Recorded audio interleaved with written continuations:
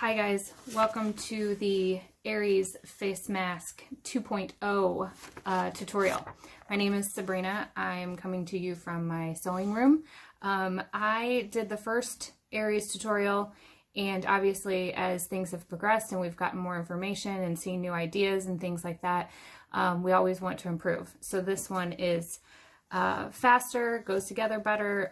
We feel confident about how we can get the filter inserted and taken out, which was one of the challenges we had before and why we went with the bottom, but we're adding more material and time, so we've gone back. So we have a really great written tutorial that will be available, and I'm going to go through the steps on how to assemble it.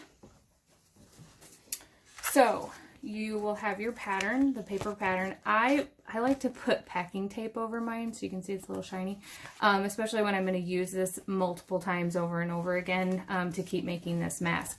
So you have your main piece and your liner. They're in two separate pieces now to make that nice and clear. And there is a piece for the nose bridge. I don't have that one cut out because I just cut these in strips.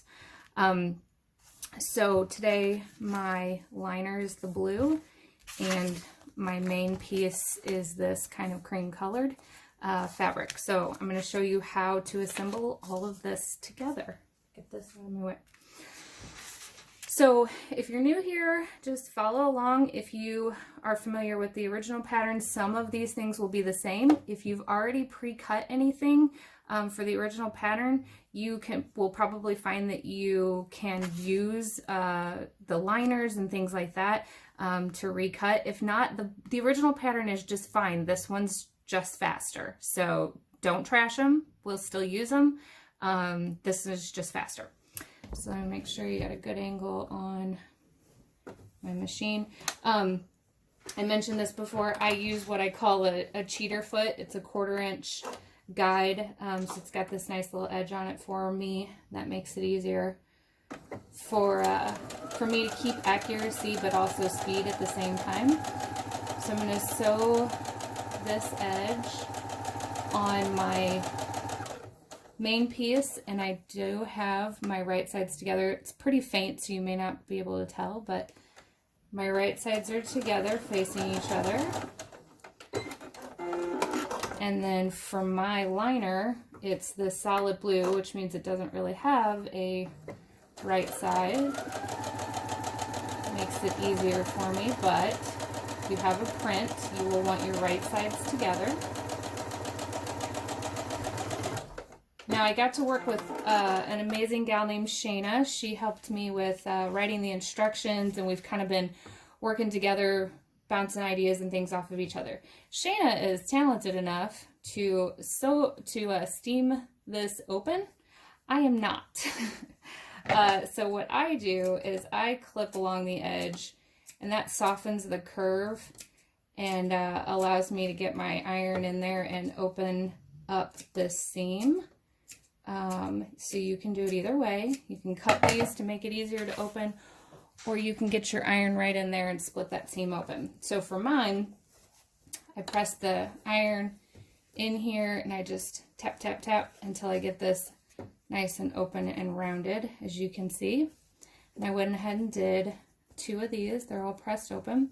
While I have them at the iron, I pressed the 2 outside edges in on my main and on my liner. So I've pressed those 2 open. And then I pressed, while I was there, my nose bridge. Now on the nose bridge, we have changed this a little bit, so we're only pressing 2 sides and the bottom, because this unfinished side we are now going to sew into the top seam, so it's not necessary to seam that one. So now we're going to top stitch the sides of the liner.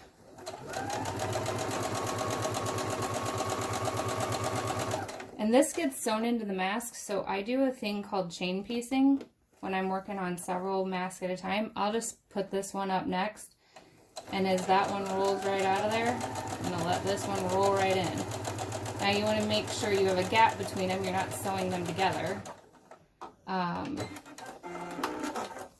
like earlier today, I did 12 masks, and I just kept sewing them one right after the other, and they were just cranking right through there. So then this one, I'll line up here.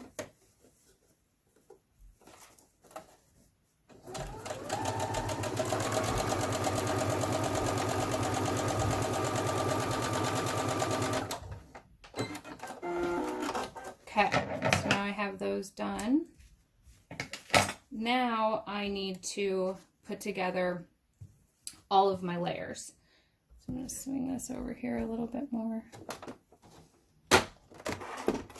So the first thing I do is I take this top, and I want right side facing me, and I push that concave in. And then this one, I want the wrong side facing me so that the right sides are together. And then I'm going to put my nose in. Get some pins here. So I take my bridge, fold it in half, and pinch a little seam right here so that I know where the middle is. And then I'm going to line that up with that center seam there and this center seam. And then I do have my seams on both of those going opposite ways. Then we're going to let this kind of ease down along here. You want to work it, but not force it. So we're going to work it till it lines up. I'm going to hit this middle with a pin, and then the end of my nose with a pin. And then I'm going to go back the other direction. Again, kind of working it down here, not pulling, not forcing it. I'm just encouraging it. And get one more, sandwich that and pin it down here on the end. Same thing. Okay, so now my bridge is all in there where I want it. And then I'm going to top stitch all this together. So we're going to top stitch back here where the lining starts. Even though the nose bridge starts here, we want to go back to where the lining starts.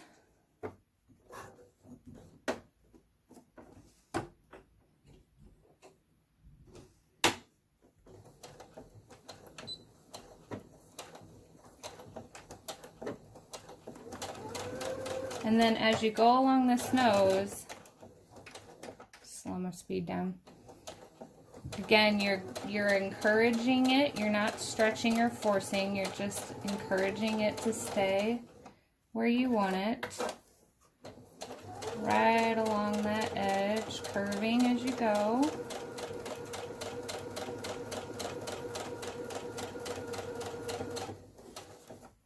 And then swinging back this other way till you get to the end, back stitch, and we're good to go there. I like to clip this little bit off the top here. Some of that bulk that you don't need. So, next step is we're going to open up the mask and stitch this nose piece down in place. Now, you can go through, in the written instructions, she's shown you how to pin each of these things into place. Once you get comfortable with it, like I said, I did a couple dozen today, so I feel pretty comfortable with it. You can work this with your fingers. So I'm kind of working it into place, and I'm getting to where I'm using this center seam, and then I'm kind of working this way. Get it into place on that corner right where I want to be. Stick my needle down, and then make sure that I'm nice and clear and everything else is out of the way. So this sides can bunch up a little bit as long as I'm nice and smooth down that line of what I want to sew. So I'm going to go forward, hit a couple back stitches, and then right down the edge until I hit that center seam, when I hit that and let the needle go down. And again, kind of pick up and fluff until I get everything nice and smooth, if you can see that in the video. Nice and smooth along that line that I'm heading to.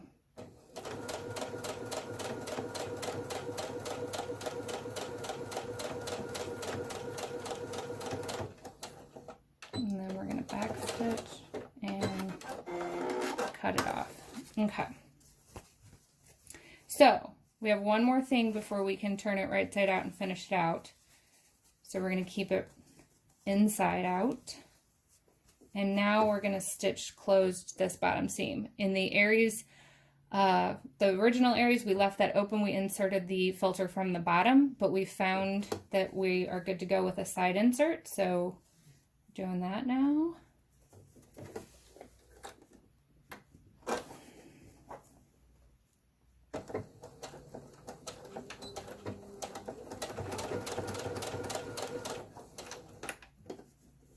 Take my training wheels off.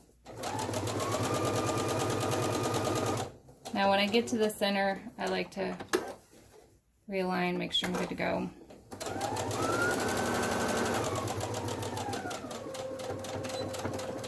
Okay. So now your mask essentially is all assembled. So you're gonna do it like a sock. Get all the way to the end, 2 thumbs come out the other side, flip it over, and pull it through. Once you pull it through, you're going to press the top. I like to start up here in the nose, so I wiggle this out really, really good. Make sure all that seam that's inside is nice and pushed down, and then I take it over and I start pressing here, pressing all along that seam. When you get to these sides, you're going to press these down in this position on both sides here and here. This is finished, so you're good to go there, and then press along that bottom seam as well. And I just so happen to have one that's all pressed and done. So once I come back from the ironing board, I'm ready to go. So now I'm going to top stitch, technically this is bottom stitch, I guess, underneath here, but I want to make sure that I catch this, so I'm watching from the other side.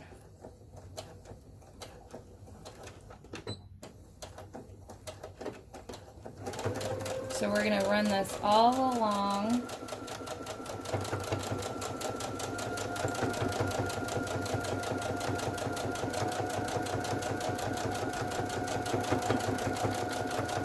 the top part until we come out to the other side here.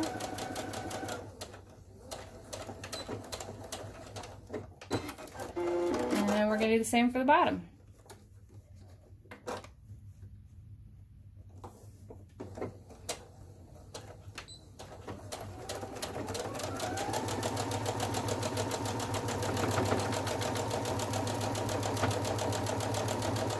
Now, I said this earlier that, you know, someone else might have different opinions on how to do this, and their stitches might be prettier, but I've been putting a little note with my donations that say, this was made with love, but it was also made with speed. Okay, so now we have a nice stitch all along the top and the bottom, here and here. So our last step, and I'm going to move things around here a little bit for you, is to create the casing that's going to go on each side so that our strap can go through. And I'm going to show you that in 2 different ways. So this strap is going to go around the bottom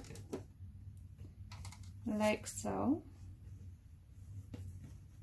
And this is going to fold in and get pinned into place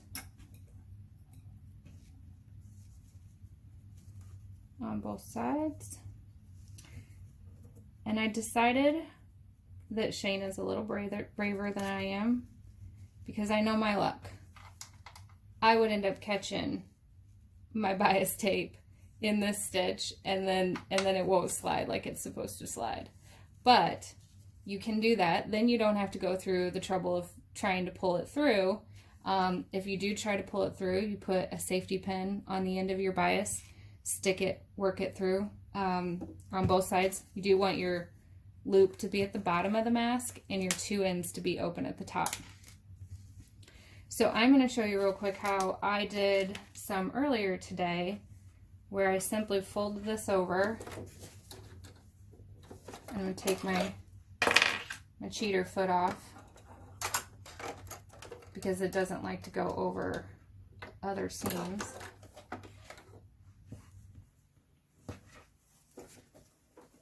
So I'm going to go right over that stitch that was already there from the finished edge.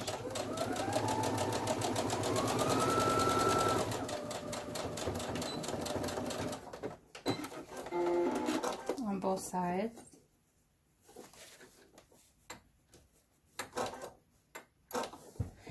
And we have found, trying to avoid elastic, because the industrial laundry services, or really any laundry service, eventually elastic, as much as we want these washed, is going to break down.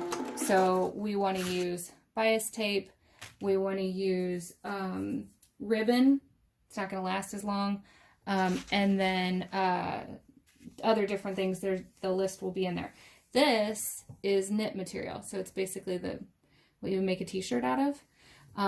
So I happen to have a yard of this here, and I cut it into 1-inch strips. What I personally like about this is they don't have to be sewn. Once you pull on them, they make these nice little lengths of tie, and we're good to go. I also happen to own this thing. I don't even know what it is because it came with my sewing machine, my very first sewing machine. But it is handy dandy. I think you use it for yarn, for like making those rugs. So when I go through the bottom, now this would work with a specific tool like this, or even a crochet hook. I can stick this in the bottom, lay that right across the top, and then it's got this little flap that closes, which keeps it, pulling through nice and smooth. So then that pulled through on both sides, nice and easy. And then I spread out the mask. I have thread everywhere. And then the ends, we just knot them up on both sides. And voila, we're done. Mask is done. So that's super fast. Way to go. Okay, the last is the wire. So we are going with a little more of a straight wire. I like these little bends on the end. I've got some people wearing them to see if that's effective, comfortable, things like that. For me, it allows them to bend it around their nose here, but then also gives some flat on the sides to bend it back across their face. So then the new one goes over the neck.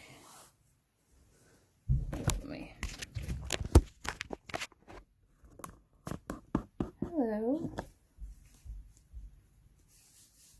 And one tie over the top of the head. And that's it. We're all done. Now this is, well, previously it was called the men's. We're now calling it large because it still fits on a woman's face. So it just didn't make sense to call them, to give them gender names. So we have a large, medium, small, and extra small options in the pattern. And it goes around the neck once and then up over the head. So I think it's going to make getting it on much easier. And thanks again for all of your help and support and making this happen. Thanks, guys.